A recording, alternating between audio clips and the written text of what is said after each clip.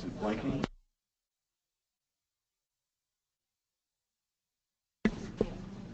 There you go. Okay, well, welcome everyone. We're going to get started because we do have some folks that are listening in from different parts of Wisconsin as well as different parts of the country. So we've got some folks here in the room here in Milwaukee. We have an outstanding speaker tonight with Alan, who has joined us, and he'll tell you a little bit about himself, I'm sure. But the Living Well programs are monthly programs that the National Kidney Foundation offers for folks that are currently transplanted, all organs, but folks that might also be waiting. So the program topics are suggested by individuals who are on a transplant journey, and so we're really happy because tonight's topic was one of those suggestions. So we welcome anyone that is joining us via GoToMeeting. You'll be able to. We've got Merle, who is a volunteer with the National Kidney Foundation, and he'll be able to see your questions, so you'll be able to type your questions in if you're online. And those of you that are in the room, the microphone is really pretty powerful, but just kind of speak up when you have questions. And Alan, we may have to repeat the question just to make sure anyone that is joining us online. So without waiting any longer, I want to just say thanks to Alan from the Walgreens Community Pharmacy, which is a specialty pharmacy and has been very good and a good friend of the National Kidney Foundation. So Alan, welcome. Thank you. Thank you. Very happy to be here. I'm happy to be in Milwaukee. I've been in this area now for 1.5 years. Not to hear any boos from the crowd, but I grew up in Minnesota, so I don't cheer for the Packers. But you can probably guess. I don't cheer for the Bears either, so that's, at least we can agree on something, right? So let's see, we'll advance this slide maybe, or not. There we go. Welcome, by the way, from the National Kidney Foundation. So actually going to cover 2 topics today. The second is just going to be a few brief comments. The first, however, is a topic that comes up a lot with patients that I work with on a day-to-day basis as well, which is, whether or not to consider using a generic medication, specifically the immunosuppressant drugs, or the drugs you take to prevent rejection of your transplanted organ in this case. And then secondarily, a timely topic as well, and something that I think is worth discussing with this group, is what is the best and safest way to dispose of medications that you no longer need. And we'll talk even more specific in that case about pain medications and some of the issues that have popped up that are worth noting. Feel free to not let your questions wait till the end. You can interrupt me at any time, and I love to take your questions as we go. So the agenda tonight, I want to give some background on what a generic drug really is. Because that word generic, as we'll kind of talk about, may or may not be the best word to describe that kind of therapy. And then why is there such a cost difference between brand and generic medications? And obviously, the cost of medications is a fairly hot topic right now in the news and even in the political arena. The folks making EpiPen have made some waves they probably didn't want to make. So we'll talk a little bit about cost. Do generics work as well as the brand medication? There'll be some discussion on that. I don't. At the end, I don't know if I'll be able to give you an absolute 100% concrete answer. And how does that, or how should that affect patients that have undergone a transplant? And then finally, we'll talk about safe medication disposal. And then your questions and answers. So, just from the crowd, and if anybody's typing in an answer, our question, I'll take that as well. So when I say the word generic, what are some things that you think about? Yes?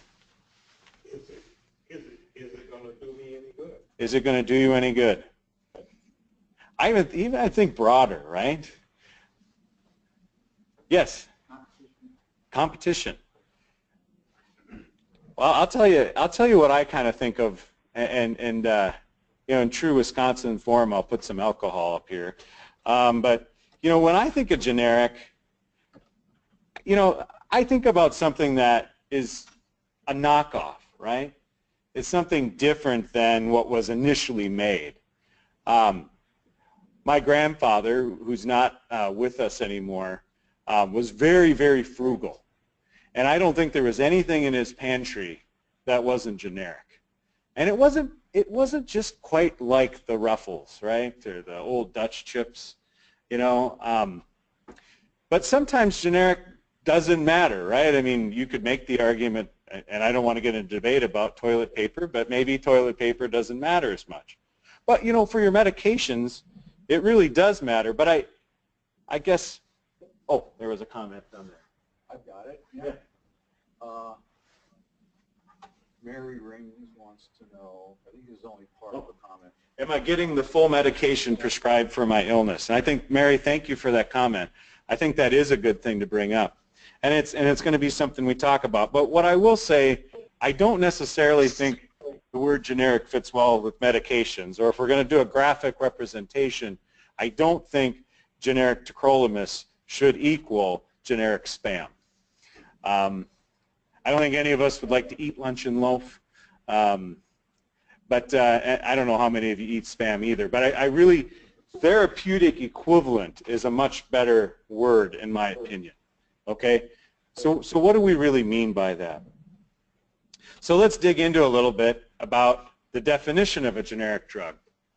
And so the actual Food and Drug Administration, who are the folks that approve these for us, and I think actually do a very nice job of making sure what we are taking is safe and effective, say that a generic drug is either identical or bioequivalent to a brand name drug in dosage form, safety, strength, route of administration, quality, performance characteristics, and intended use.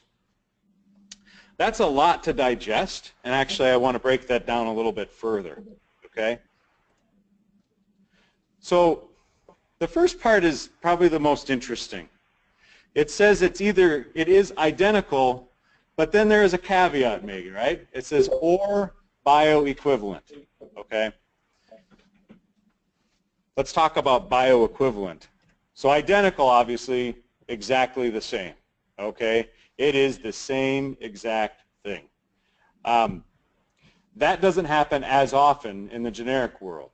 Occasionally, when a new generic comes out, the generic company will literally just buy the drug directly from the branded manufacturer and repackage it. That's what we call identical. The tablet looks exactly the same. It is exactly the same tablet as what was in the branded package. Okay, so let's dive in a little bit further then to what bioequivalent means. So bioequivalent, the definition in this case, pertaining to a drug that has the same effect on the body as another. Now, when the FDA asks a company to prove bioequivalence, they actually test the level of drug in the body to see if it is reaching a similar or equivalent level. Okay? And many of you, it's very common when we're trying to get the right dose of a transplant drug, you have tests done to test the level of that drug, right? And many of you post-transplant had a lot of blood taken because they're trying to see where your 12-hour trough is for many of those medications to know if you're on the right dose or not. The interesting thing about bioequivalence, we'll talk about this further, is that the FDA does give a range for generics, or even brands from if the brand manufacturer makes a change to their process or another. They call it the 80-125 rule, which means the bioequivalence has to fit within a range of 80%, so it can be 20% less than the brand, or it can be 25% more. Okay, that's bioequivalence. Now, we'll talk a little bit about the significance of that as well. Yes? 80 to 125 is fall over trough level? No, 80 to 125, when the FDA is looking at the overall pooled analysis of the level of drug in whatever population they're studying, the generic, on average, can be anywhere from 20% less in the body, so the concentration of the generic, or 25% more than that what was studied with the brand. So there can be a variance. There can be that similar variance between two similar generics. Okay? So you could have a generic be 20% less of a level in the body than the brand, and another generic be 25% more. And so, not to scare you about generics, because I still think they have a very, very strong case for being used in transplant patients. We'll just talk about some of the things that I think you need to consider. Performance characteristics. So what does this mean when we talk about a medication? How does it dissolve? How quickly do you absorb it? How do you get rid of it, or how do you metabolize it in the body? These things all have to be very similar for a drug to be approved as a generic. Breaking that down even further, so for the FDA to approve it, it has to have the same exact ingredients as the innovator or active or branded drug. Now, they can have different inactive ingredients, and you see this, right? Different colors, different imprints, even a different size. But the active ingredient has to be exactly the same thing as the brand. So it has to be identical in strength, dosage form, and route of administration. So if the brand is a tablet, the generic has to be a tablet. If you take the brand by mouth, you take the generic by mouth. It has to be used for the same exact thing. Has to be bioequivalent, which we've talked about, that 80-125 rule. And it has to meet the exact same requirements for how the product is made. So very, very stringent requirements for a drug to either be made in the U.S. or to be approved to be sold in the U.S., so it can still be made in other countries. But the factories that make it, the plants and machines that make it, go under very rigorous evaluation by the FDA. And this is where they have to be manufactured under the same, we call them GMP, but good manufacturing practices required for the brand product. Okay. So why do we have generics anyway? Because here's an interesting thing. If you created something, so if you created the Big Mac, okay, has anyone else been able to copy the Big Mac? They can try, but that is actually proprietary. They have a patent on that. You can't make a hamburger and copy their, their special sauce and everything else that's so super healthy with that burger and sell it as a Big Mac. Okay, and it's been around for a long time.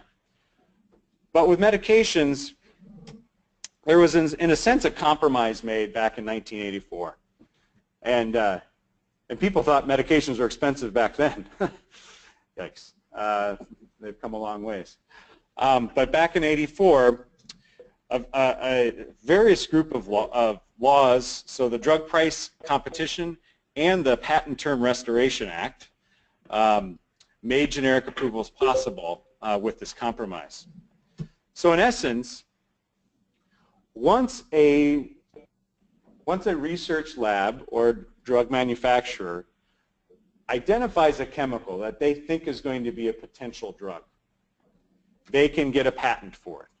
And then they can own that chemical compound if it's something that can be patented. Okay? At that point, they have 20 years exclusivity.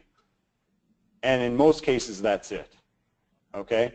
So it's not a drug yet. Hasn't even been approved yet. And so there's a lot of work to be done.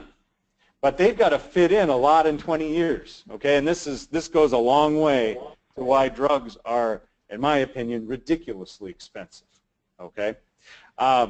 So they have to develop and test this potential drug. So they have to put it in a formulation that's going to be absorbed easily into the body, and they have to run all sorts of tests. Initially, usually on healthy college students who are looking for a way to make some extra money, and then, of course, in clinical trials with patients that actively could benefit from that medication. Now, I'm using an old number here. I just saw an article today that actually doubled this amount, but I'm citing a Forbes article from 2012 that stated it's about $1.3 billion per drug to take it from that patent life to actually being on the market as something being sold. In fact, depending on the company and how much success or failure they've had, because just because they have a patent and they try to get it approved doesn't mean it's going to get approved. There's actually one drug company, I won't name names, but for the last 5 years, they have spent a total of $11.4 billion for every drug that they've gotten approved.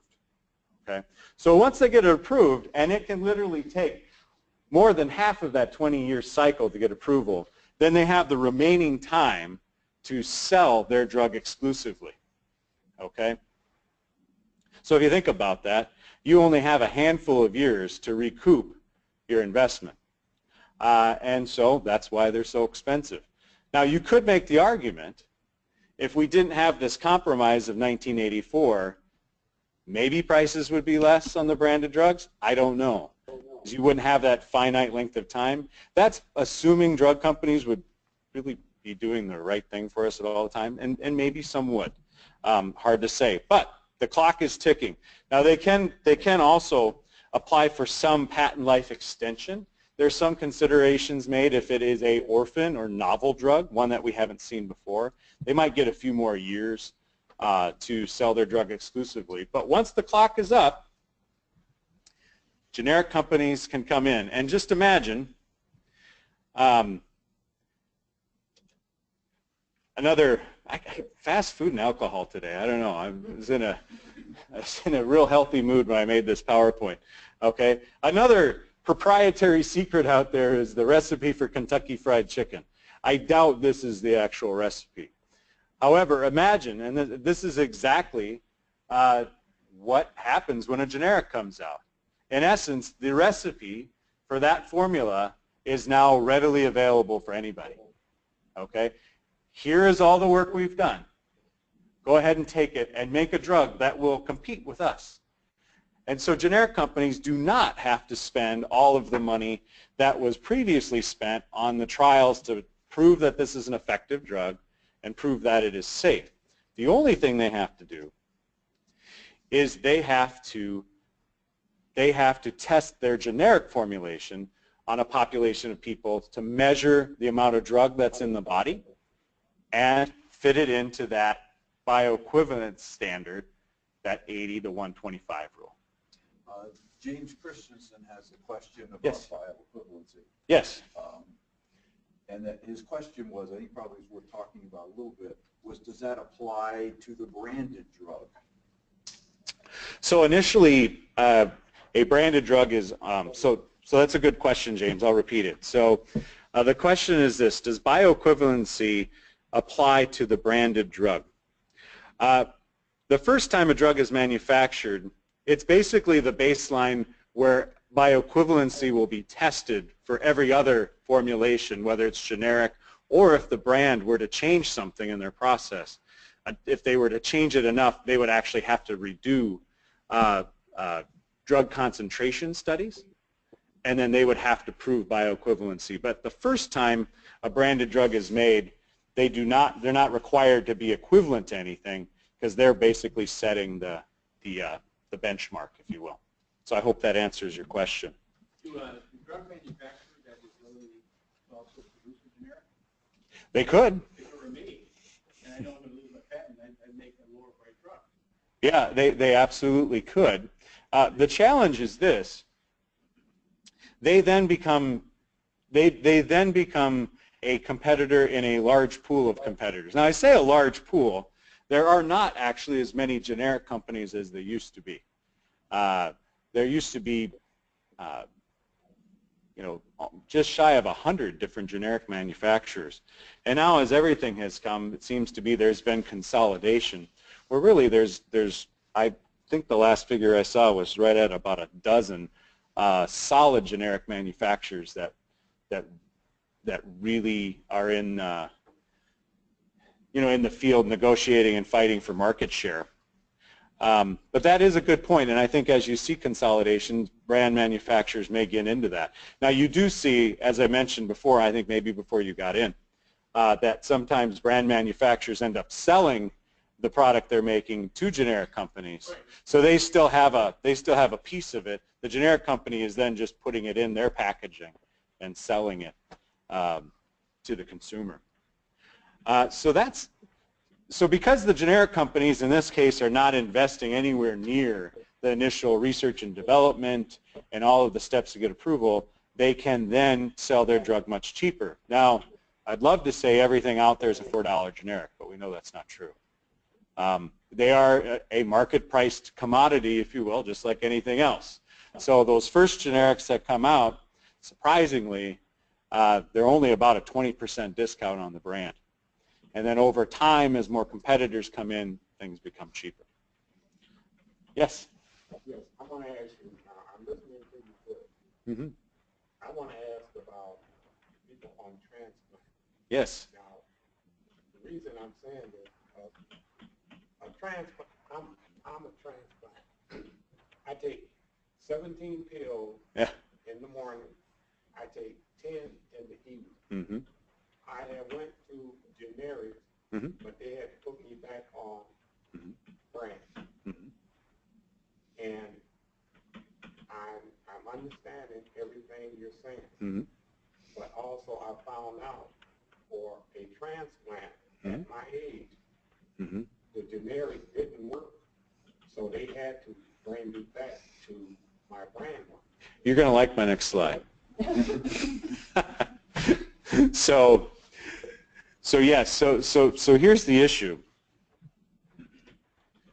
So the question you're asking is, do generics really work as well for branded as the brand?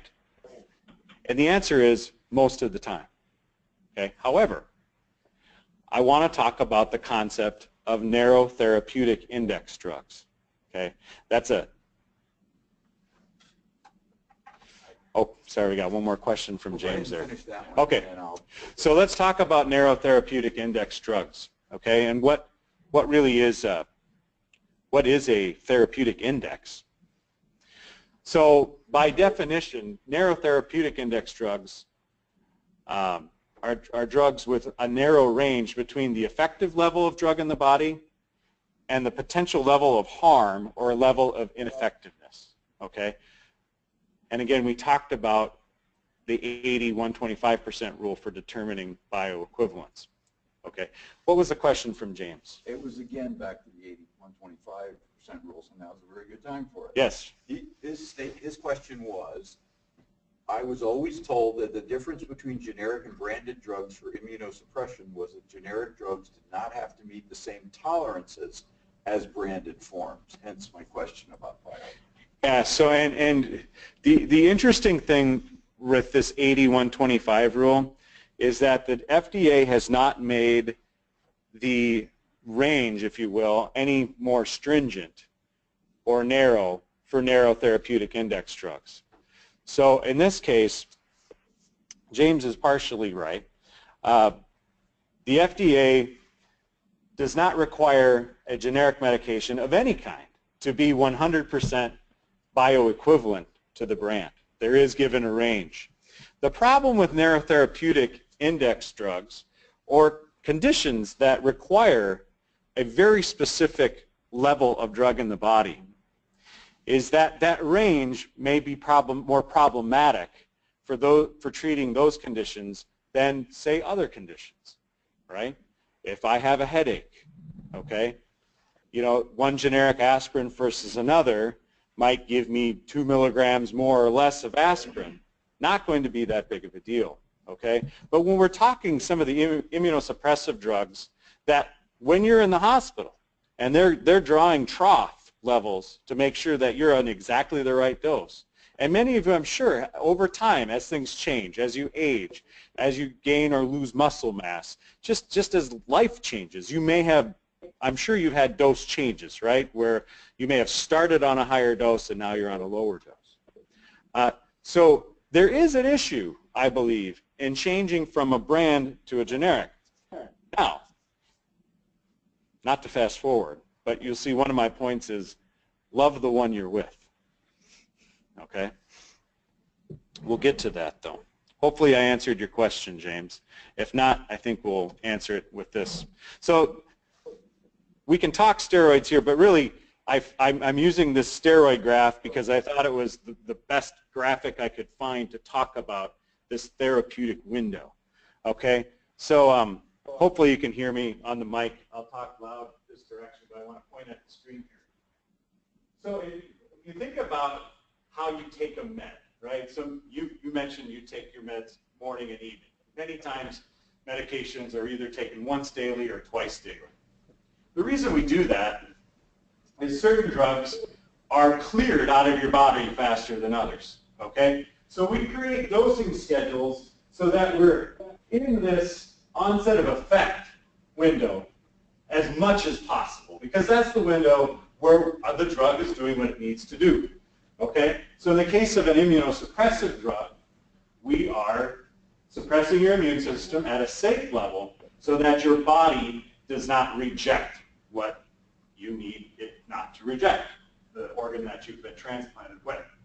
However, if we get too much of the drug, we can get above that, the peak effect area and start seeing more side effects. Okay?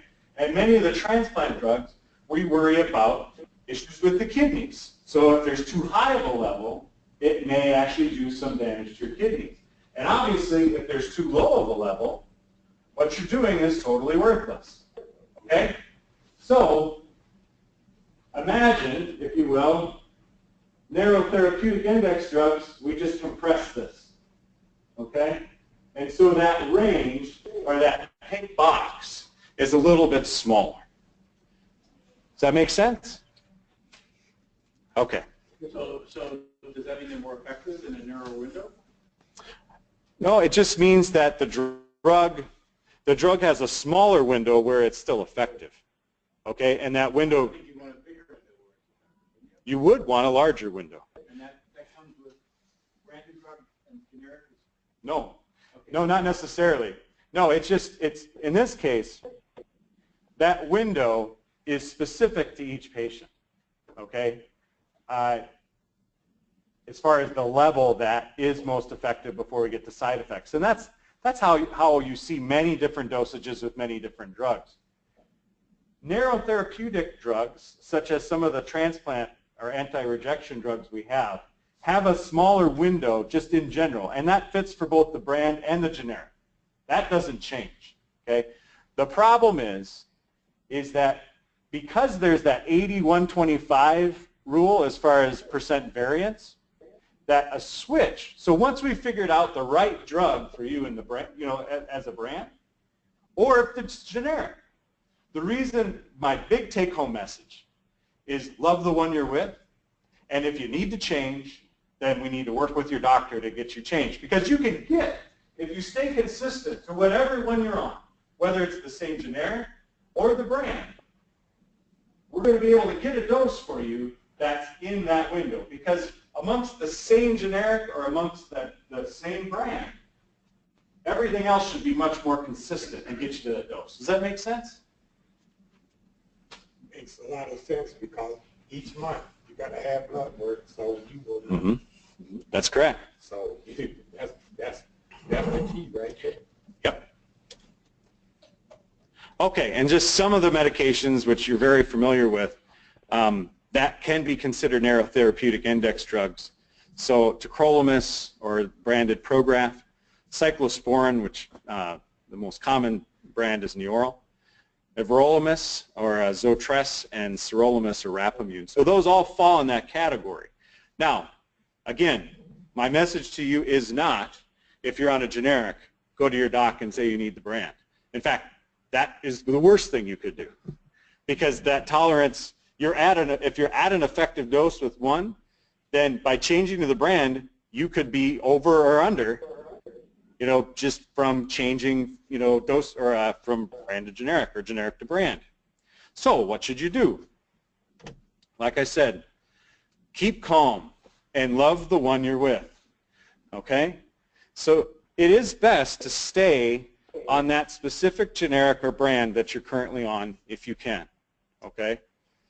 And know which one you're on, all right? If you're on the Mylan tacrolimus, then work with a pharmacy that understands this and make sure that you're on that specific generic. Yes? Physician prescribe a specific generic? They could, absolutely. Most of the time it's just a matter of, if you are on one, stay consistent with the pharmacy you work with. But it also involves, so it can also involve some planning on your part to make that happen. We'll cover that too. If you need to switch for any reason, so why would you need to switch? Well, maybe your insurance says you have to switch. Maybe the generic company that was making that is not making it anymore. That's not the end of the world by any means. That is, however, a situation where you really need to work with your doctor, okay? Because we need to make sure that in that change, we don't have to make any adjustments, okay? Remember, generics are the same chemical drug. You're getting the same drug. The only thing that changes is the level of that drug potentially that you could get from the generic or from the brand, okay? I don't get that, because it's not the same thing. If you say it's got the identical compound, identical dosing, identical pill, then why would it react differently? Well, it does the same thing chemically. The level in your body can differ by a window, okay?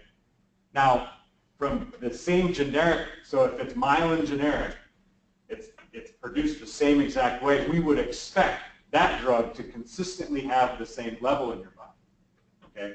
But even brands, okay, brands, once they establish a benchmark bioequivalence, if they decide, well, this excipient, which is one of the parts of a drug that is kind of a filler, if they get a better deal on one than another, and they decide, hey, we're going to reformulate everything, and we're going to use this instead, they have to do a bioequivalence study with the FDA, and the FDA will let them fit within that window of 80 to 125%, even though it's the brand.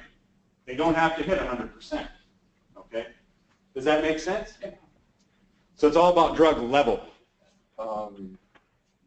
James has got another question. Yes. Does CellCept have a narrow therapeutic window? It is not as narrow as others, no. It's not one, and I'm using some material from the University of Michigan Transplant Center, and that was not one that they were overly concerned with. And then I have a question about generics. Yes. Where you mentioned a particular brand name generic. Mm-hmm. And I think it brings up the fact that multiple people can make generics of certain drugs. Absolutely, they can. And in some cases, the drug supplier, especially for some of the large mail orders like CVS, can change that on you without warning. And that they should not. A better deal. Yes. And the only way I know is I'm a little anal about my medication. And so when I see a pill that looks different, I freak out and I call my transplant coordinator, and she says, well, different lab, probably fine, but let's just up your monitoring for a while. And that's actually not a bad response, because here's the other thing, right? So we talk about this 80-125. That's the max, right, on either side. Most of the time, it's much closer to the mean, or 100%. Also, there are many things you can do to alter the level of the drug you absorb. Does anybody here eat the same thing every single day? No. Some people do, but I don't, okay? what's in your stomach, the acidity of your stomach. Do you have the same stress level every day? No. And stress causes stomach acid production. Okay. So the acidity component, pH component of the contents of your stomach can alter how much you actually absorb and break up. So that's the reason why we have these parameters. Again, my suggestion here, and to your point, in these with anti-rejection medications, immunosuppressive therapies for transplant, I do not believe a pharmacy should be able to change it without letting you know, period. It doesn't mean that change is going to ultimately do any harm. It does mean, however, we do need more monitoring. And so your transplant coordinator is spot on as far as the response. We don't need to freak out, but we do need to monitor. Okay? James, got another question Yeah. here. Do generic countries have the same standards for variation between batches versus branded forms? So any generic that is approved for use in the, by the FDA, if you are buying your medications at a U.S.-based pharmacy, these standards hold true. I always have to bring this up because we are in the world of a global internet, okay?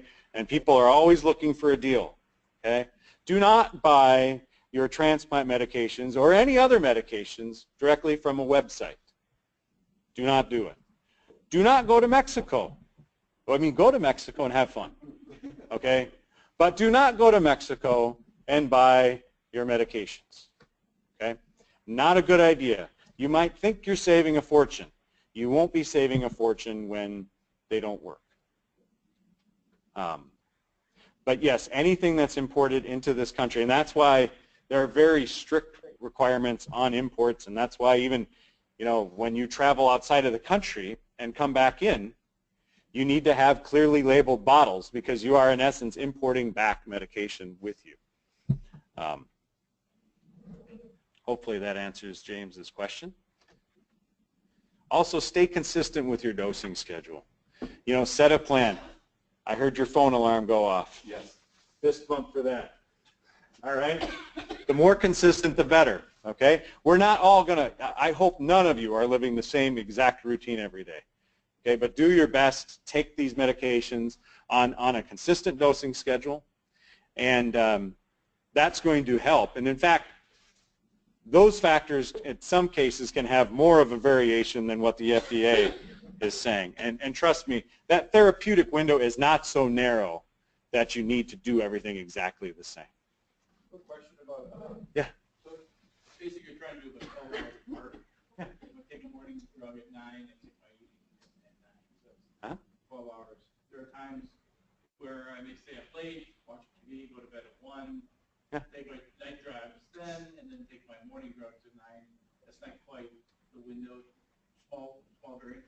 Yeah, I don't think you're not gonna see any sort of consequences with that. So the question was, I typically take my meds 9 to 9. Occasionally, a good football game. Well, I'll add some.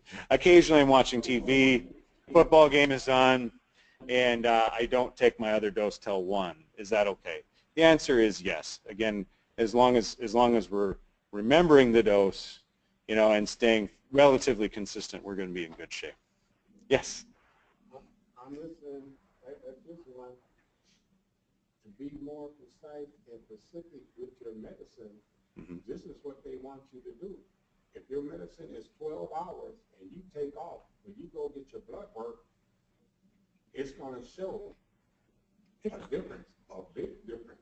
You must be persistent with that medicine. Consistency is and persistence with the schedule is important with any medication. The only time you're really going to see a hugely significant impact in lab work is if you miss multiple doses, okay?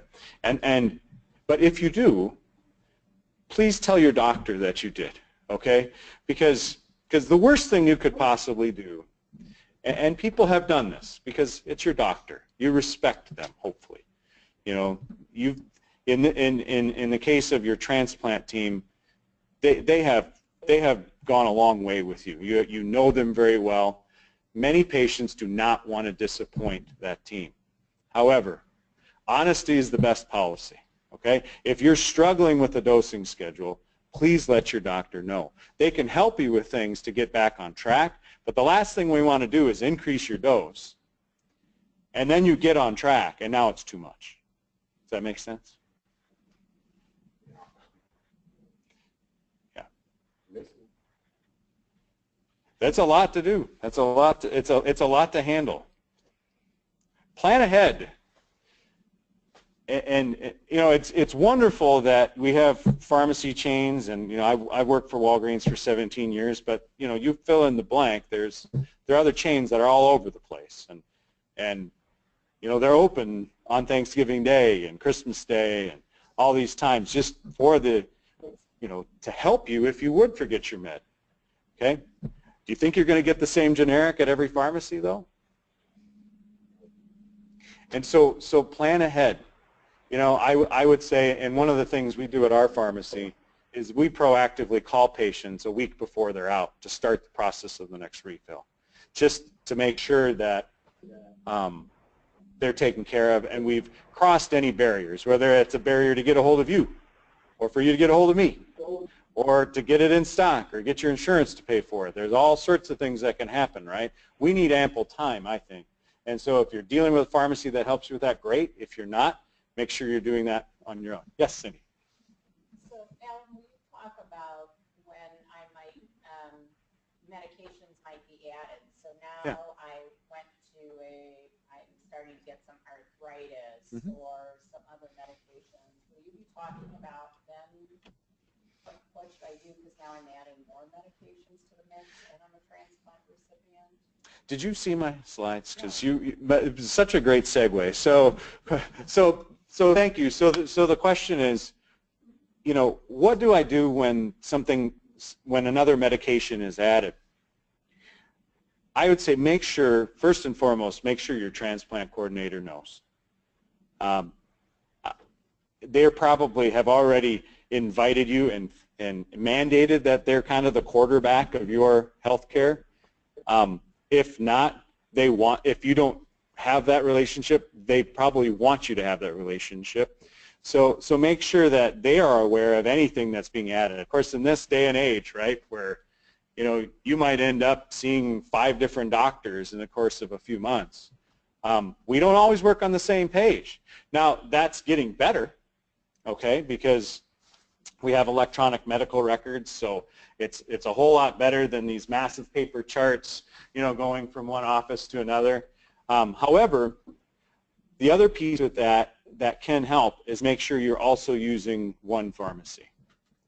If you're using one pharmacy, you know, you mentioned you have 17 different medications you take in the morning. That pharmacy, if they're filling all of them, they are running a check to make sure that there aren't any issues with those 17, or at least any issues that we should really, really, really be concerned about. And when you add something, we're also making sure that that plays nice in the proverbial sandbox with everything else. Okay, so that's also very important. I'm glad you brought that up. See, anytime I'm here, these are all of my meds. Gotcha. So everything from dosage to what's new is right here. That's great. Yeah, and I think it's very important to carry a med list with you so everybody is on the same page. And it goes without saying, I mean, you know, keep all of your doctor's appointments. You know, even if it's been 30 years since your transplant, you know, keep your doctor's appointments, because you don't know. Maybe something did change with your medicine, but maybe something changed with the way you metabolize your medicine. We're all changing. We're all getting older, which is a good thing, because the alternative is not as good. Any questions on those tips? Anybody else have any tips they want to add? Yes? So I go to my appointments, if it's not my transplant team, if they prescribe a drug that I'm not on, I always say, you know, I need the blessing of my transplant team. Yeah. Run it by them. If they okay it, I'll take it. If they don't okay it, Yeah, And don't be afraid. I don't think you're going to offend docs by saying that, but Stay within the same system. absolutely. Deliberately, Yeah. but that doesn't mean it's Yeah, if you ever, and I believe it's rarer and rarer by the day, but if you ever run into a doctor that questions whether, whether or not, you should be questioning what, get the blessing. I like that. Get the blessing of your transplant team before you add anything to your care. Yes? Yeah, okay. Had a bone density test, Okay. and I done found out I got osteoporosis. Osteoporosis? Okay. Now, I'm going to have to take Flosmax. Okay. Flosmax. Fosamax? Yeah. Yeah, Flosmax. Mm-hmm. But they done send me, not the Flosmax. Alendronate. I can't pronounce it. It's a generic. Yeah. Mm-hmm. Yeah. Yeah. And then didn't find out that I had this, but learned that I got this from my prednisone. Mm-hmm. It's definitely a side effect of steroids. Yeah.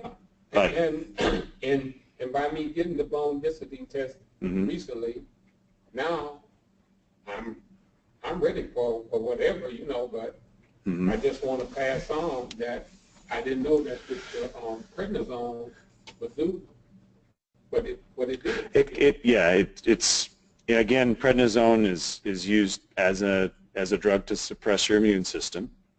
It's effective, but we also put other medications on board to help in that process. Mm-hmm. There are some some unwanted side effects. There can be some bone loss, as you mentioned.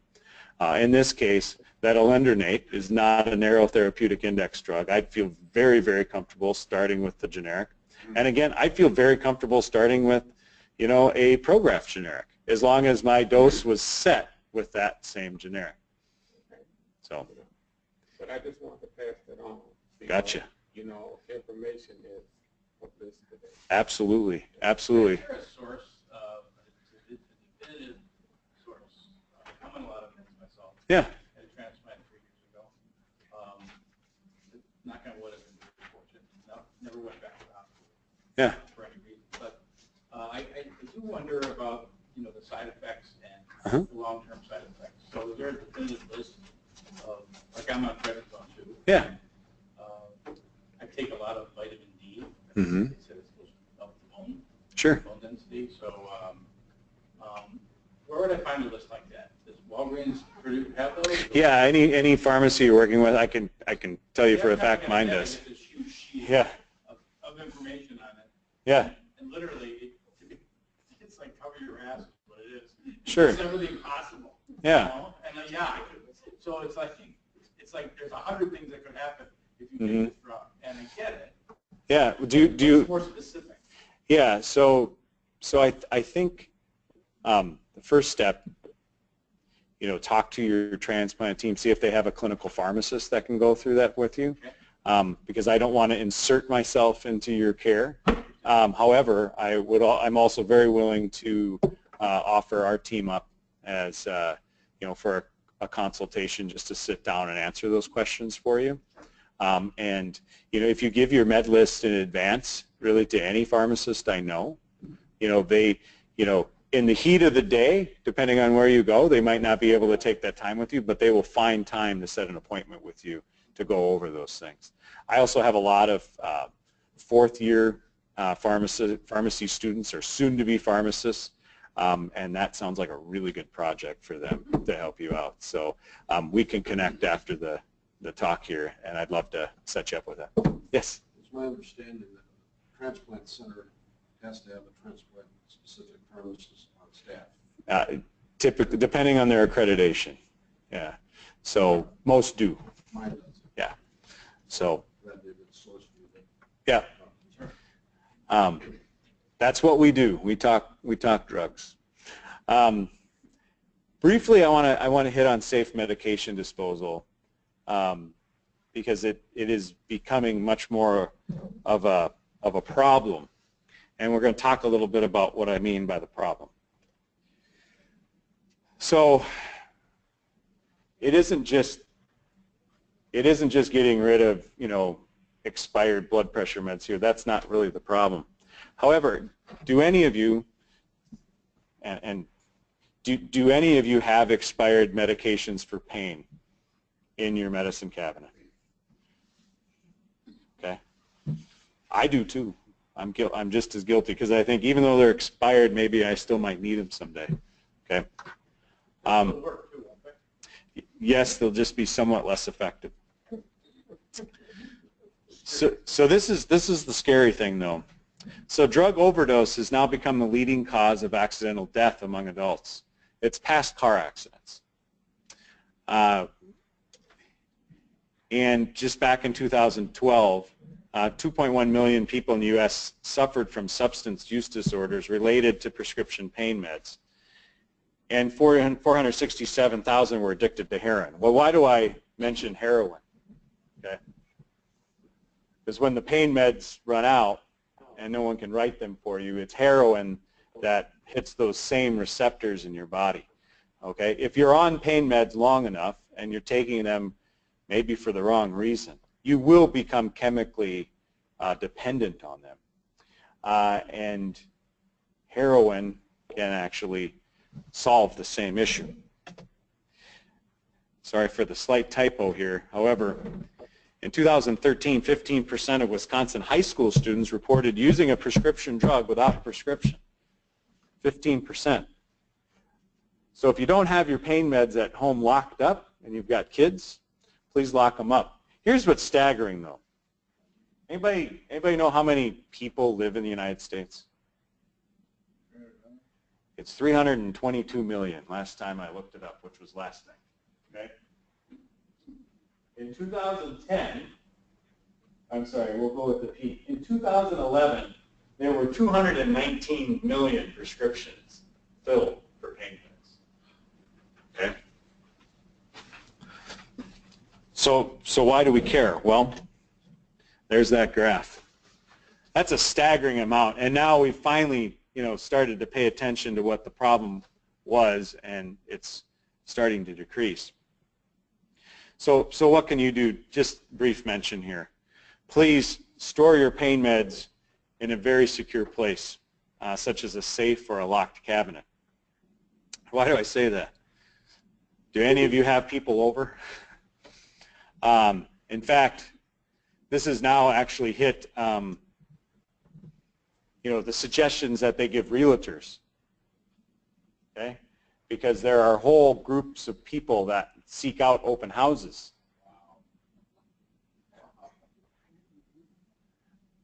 Okay? And if you have kids at home or friends, realize they may have been offered money for those drugs. And I hate to say it, but, you know, if your kids' friends or, you know, if they know that you have health issues, people may ask.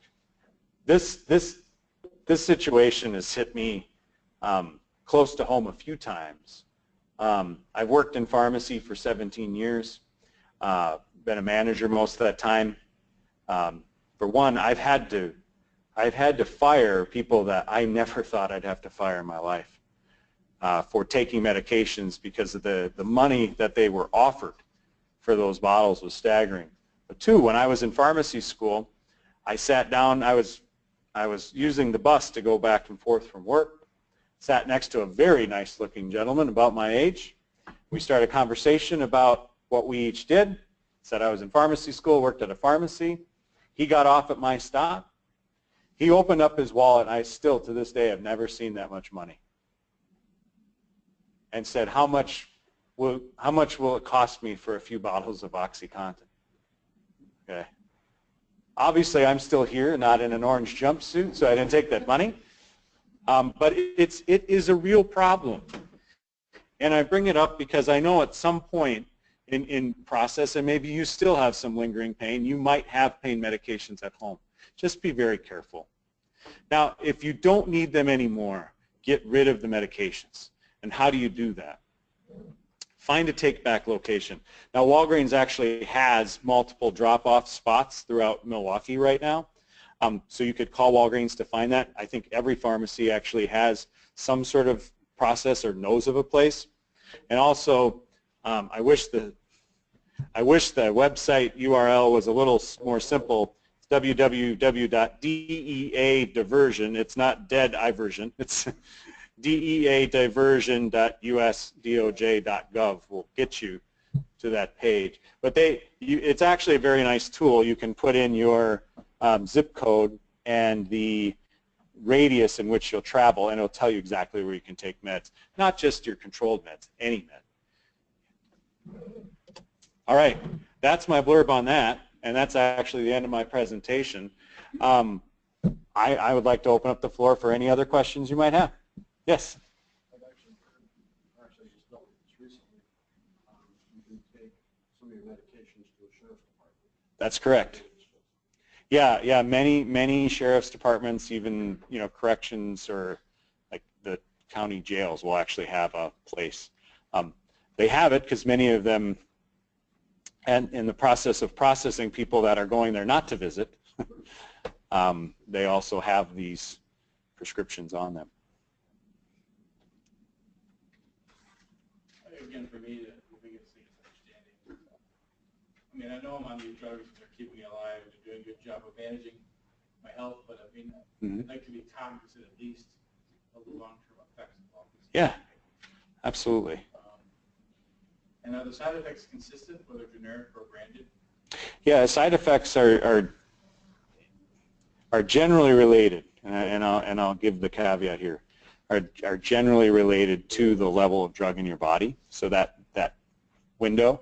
So as we get a higher level of drug, we may see more side effects.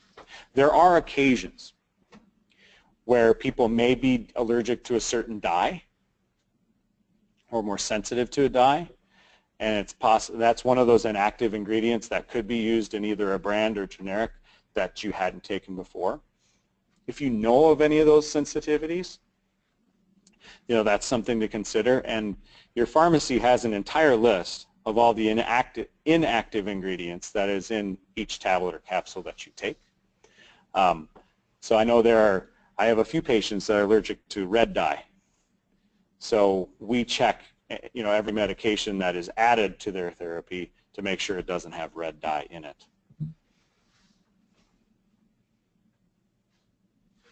Yes? Does the drug company make a payment to a physician for prescribing their med? The question is, does a drug company make a payment to a physician for prescribing their med? The answer is no. There are a few laws against that.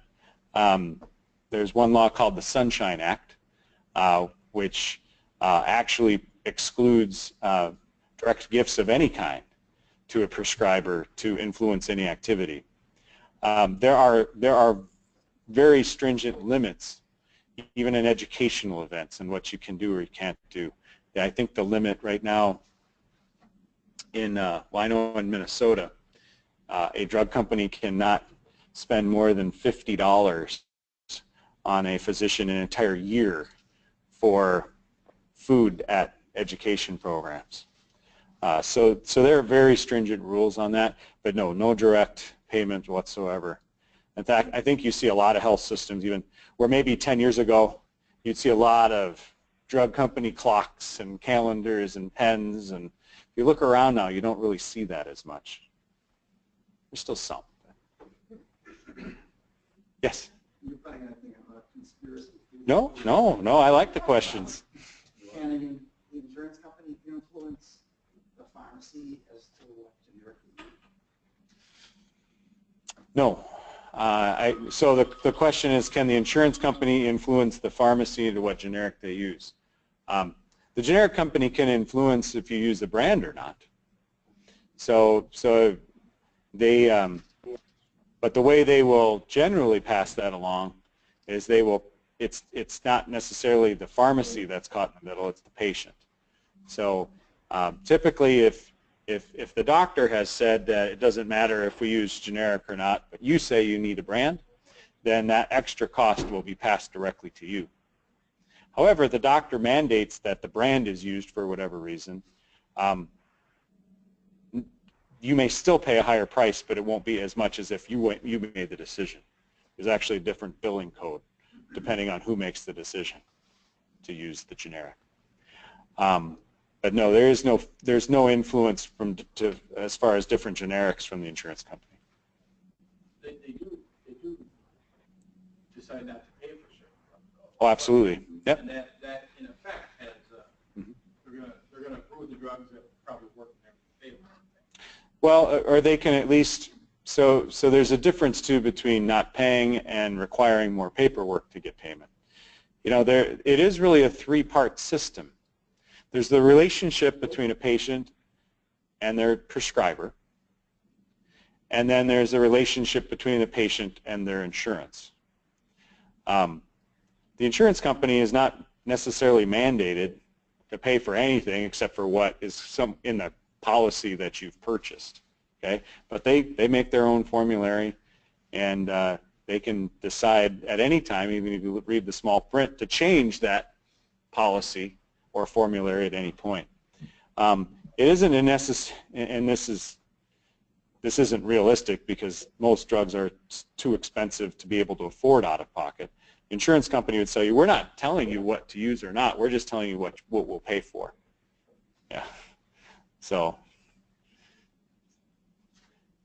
yes. I have two for you. Yes. First, I got my Medicare 2017 book. Okay. All right. I'm looking, and I don't know, maybe have you heard anything for coming in for 2017? I know we're not getting much for Medicare, but the prescription drugs, they said it's supposed to go down. Okay. Now, I don't know how much it's supposed to go down, but next year, this is the first time I ever heard of that we're supposed to get something off of our prescription drug line. Have you heard that? I'll believe it when I see it. Okay. It's possible.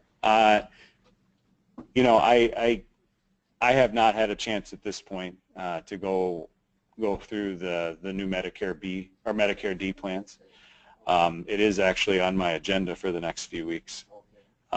Second part. Now, my second one. 3 eye drops. I have to take every day.